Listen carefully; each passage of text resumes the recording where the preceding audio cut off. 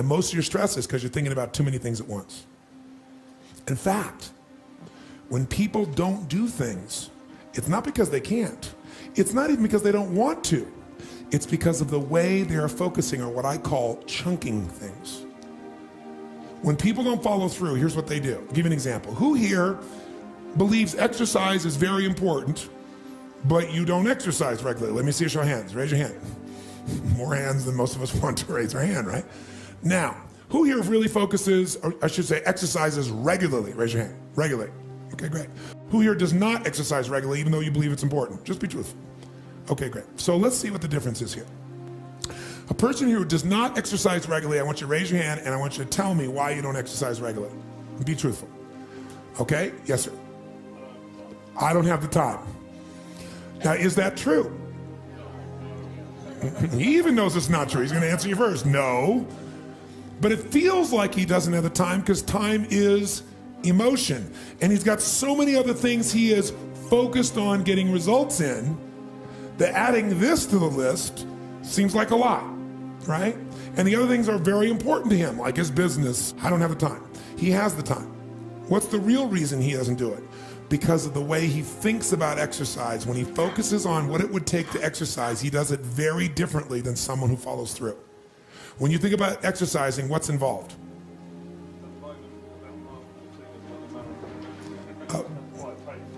Okay, he starts thinking about, I got to get to mile 14 of the London Marathon, and that even the thought of trying to get to the 14th mile, much less the 25th mile, is like beyond my imagination right now.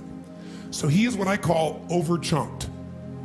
He's not thinking about what he wants, he's thinking about what's painful. You just saw a perfect example. He's not even thinking about victory or succeeding. So the chance of him following through on something that he associates major pain to, when he can do something else right now he can feel competent or successful at, his chances of following through are very limited. How many will follow that? Say I. His focus is on failure. His focus is on pain. That's why he isn't following through. Okay? He's also focused on the 14th mile of a marathon rather than today's workout. Which one seems more daunting to you? So when you think of what it, and here's also what he's thinking about. He's thinking about the process, not the outcome or result he wants. And when you think about what it's going to take to do something, usually it takes a lot and you're not going to want to do it. So he's overchunked himself. He's trying to eat the whale whole without taking any smaller bites. And it seems too big for him, so he says, well, I'll do it when? Later. As my Australian friends would say, later. Right? And of course, the problem with doing it tomorrow is when you get to tomorrow, tomorrow is today, and tomorrow never comes. So, and you keep promising yourself. By the way, what does this do to you emotionally when you keep breaking your own promises with yourself? Or you keep failing to do things that you know are important? Does it increase your level of certainty and confidence? No. What it does is it erodes it. And when you erode confidence in one area, believe it or not, it affects the other areas too. Do you believe me on that? Don't believe me. What about your own life experience? Maybe not one area, but it starts to be multiple areas. It sure does. Another reason why somebody doesn't exercise or do anything is because they don't just chunk it too big, they chunk it in too many details. I'll give you a perfect example. So I asked somebody one time, I said, okay, how important is exercise? Oh, exercise is extremely important. Really? Okay, good. And tell me, why don't you exercise regularly? Well, I just don't have time. Okay, everybody gives that answer. That sounds wonderful. So tell me though, don't tell me about how much time you don't have. Tell me this. When you think about exercising, what do you think about? Which is a way of saying, what do you focus on? And so this woman says to me, well, my gosh, I mean, what do you mean what do I think about? Well, let's say I said to you, you got to start exercising and I'm going to put a gun to the head of your children and I will do very horrible things and hurt them badly if you don't exercise. Could you do it? Oh yeah, I could do it.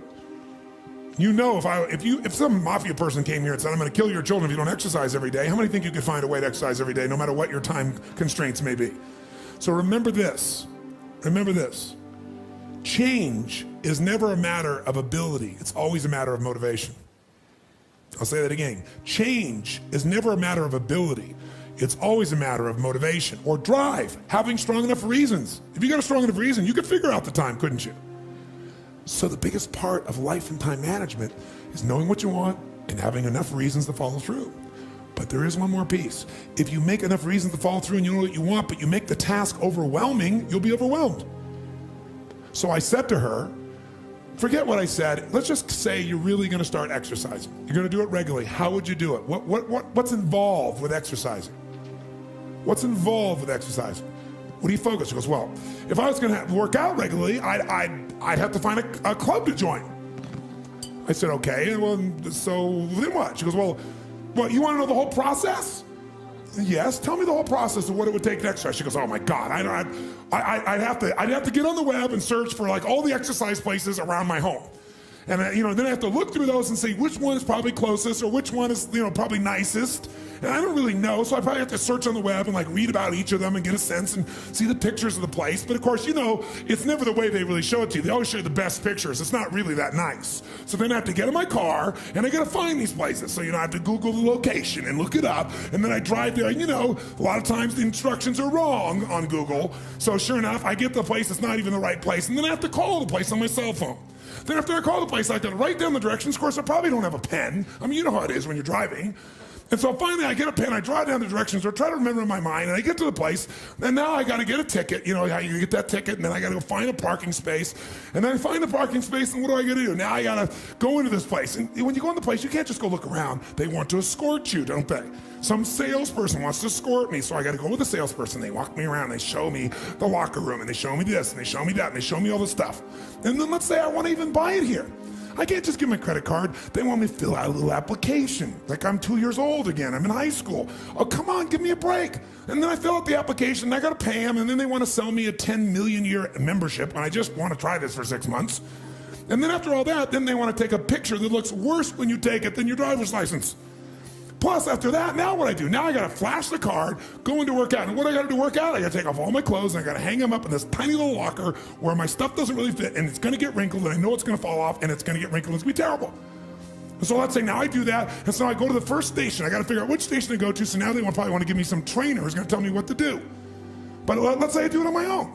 I go to the first station, somebody's sitting, some sweaty, smelly person who gets up and they got sweat all over. So now I got to take my towel and I got to wipe it all off. And then I got to adjust the weight. And then I don't know what the right weight is. I got to adjust it again and get the hassle, figure out how to adjust it. And then I finally do my exercise and then I got to wipe the thing off there. Maybe it's all sweaty and I don't know the numbers. And after I do all these ones, station after station after station after station, now I got to go to the locker room and take off my sweaty clothes, which I'm going to put in a bag, which I know is going to stink up my car.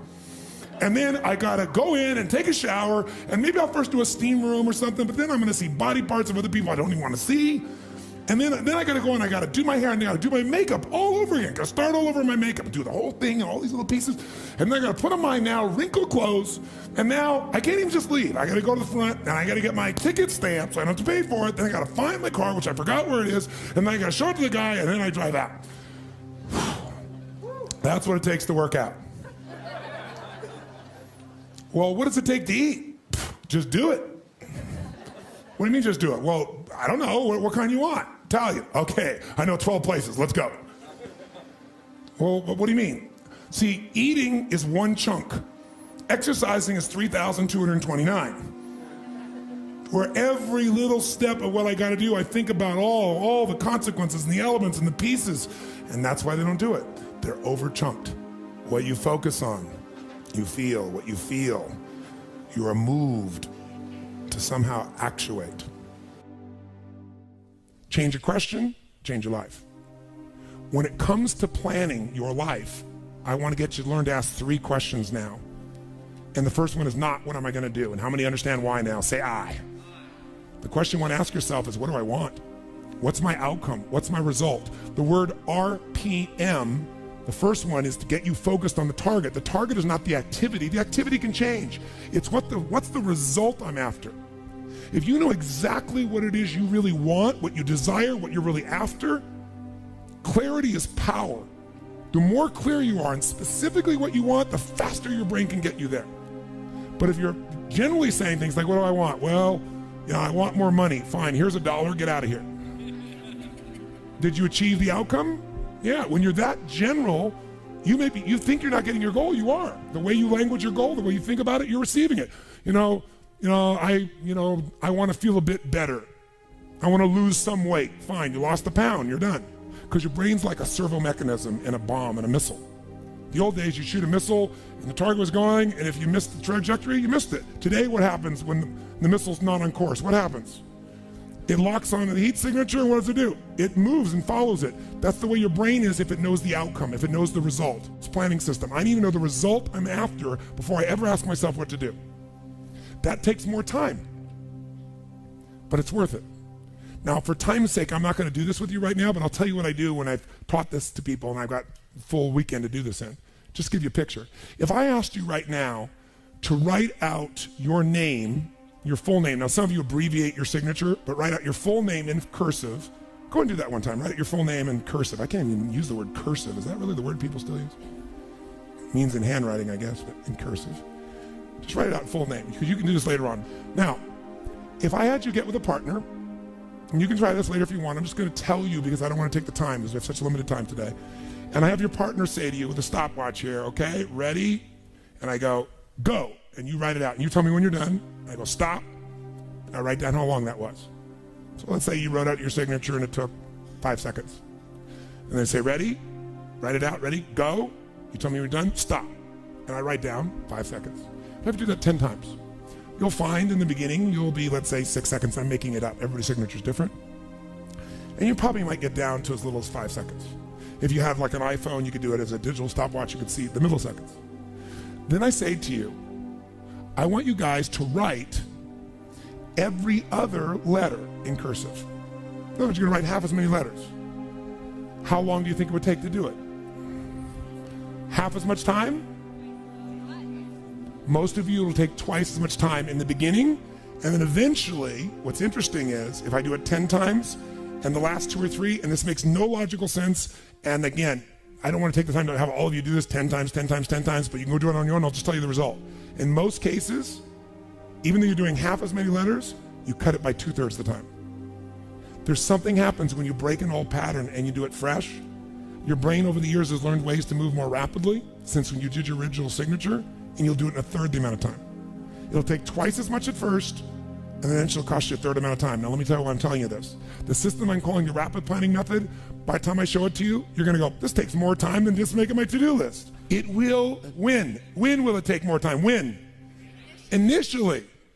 But once you get it in your nervous system, it'll take you less time because your brain will be thinking in outcomes and not activities. And when you think in terms of outcomes and not activities, pretty soon, some of the activities in your list you don't even need to do to get the outcome. You find a better way to get the outcome quicker. Now, how do you do that? Yes, 3 questions. Question 1, what is my result? What is my outcome? What is it I really, truly want from this? If you're going back next week, and you say this next week, what are the most important outcomes for me to get this week in my business? And you just write those outcomes out, not your action items, the outcomes. If you do that and nothing else, you'll be ahead of the game. And if you just keep looking at those outcomes every day, how am I doing on that outcome? Your brain will come up with ways to get to that outcome. I promise you. Focus on outcomes, not on activities. Action for most people, activities, most people may mistake movement for achievement. They mistake action items and to-dos for achievement. We're after the achievement. Are you with me on this? Yes or no? It's a different way of thinking, and I think all of you inherently have it. But if you make this ritualized, just like the things you've learned this week, they're all great, but if you don't systematize them, they'll work when you do them. But if you systematize them, right? And you see like Mr. Hallman here, where he goes in and just does it and makes sure it's being done again, or what you've seen Chet do, or what I do. You just do it over and over again, you don't miss it. Now the results are geometric. So I want to get you to systematize the thinking, whether you do it visually the way I'm going to show you or not. So, first question, what's the result I'm after? What's the ultimate result? What do I want out of this week, out of this thing, out of my business, out of my life, for my body? And you want to be as what as possible when you describe that outcome, that result. As what? As clear and specific as possible. Generalities will confuse you. So it might take you longer than just writing down call so-and-so to think, if I'm calling my son, I'm going to call Jarek, or I'm going to call my brother. This is what goes through my head before I call him, always. What's my outcome? Because I don't want to just call him.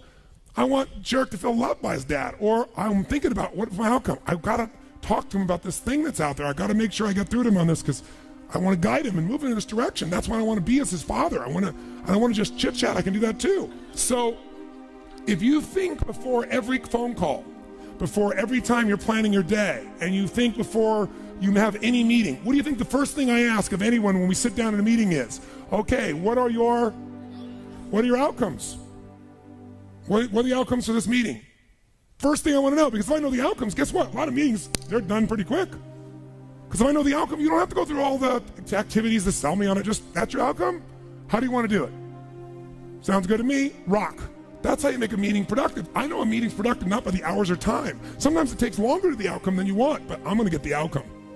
That's, by the way, what you see with me on stage. That's why my times vary. It's based on an outcome. I'm going to get that outcome. I don't give a damn whether it's the right time or not. I want to do it in that time, but I must deliver the outcome. How many get that? And by the way, how many like to have your company focused on outcomes, results, and not activities? Say I. People say all the time, well, did you get that done? Well, I left them an email. I left them a voicemail. I've sent them 3 emails. How many times you heard that? When that happens with me, I'm like, but I don't show it. I just like, really? Wow, that's fascinating. We'll explain about our culture. It's about getting the result. So I can help you if you can't figure another way to do it, but there may be 12 other things we might want to do. Maybe they don't have the answer. Maybe somebody else can give us the answer.